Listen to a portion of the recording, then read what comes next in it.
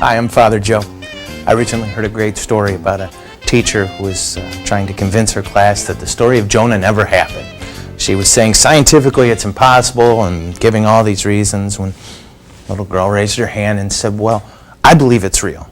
I believe that it happened because it says so in the Bible. And the teacher said, well, I don't know how you're going to prove that that story happened. And the little girl said, well, when I get to heaven, I'm going to ask Jonah. And the teacher said, well, what if you get to heaven and Jonah's not there? And the little girl said, well, then you can ask him. Yikes. Let's get right to this week's question. All right.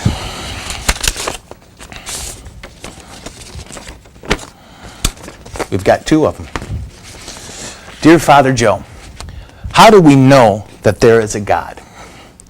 That's a good question, and there's a lot of different ways that we can approach this, but I'm going to give you what I think is one of the easiest and best ways to know that there is a God. Okay?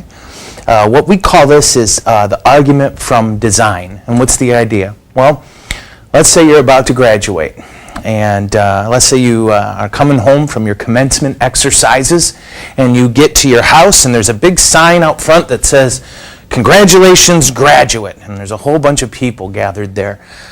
Well, you would assume that someone put that sign up for you and because of your graduation. See, whenever you and I see design, we assume designer.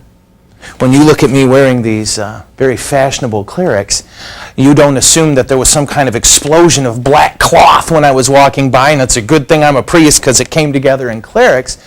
You know that this was an intentional thing on my part. Well, it's the same thing with the world around us. When you and I look at the world around us, we see that it is infinitely more complicated than a sign outside your house on the right day. You are more complicated than that. The world is more complicated than that. So when we see this level of design, we assume a designer. Let's look at the next question. Dear Father Joe, who created God?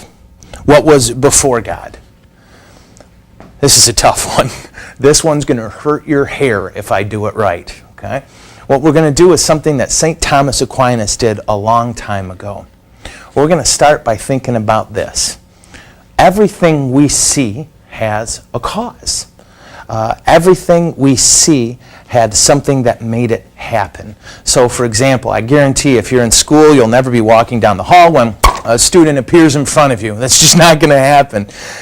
You know that new people coming into the school are a result of something. Everything that happens has a cause. Now, here's where it gets crazy.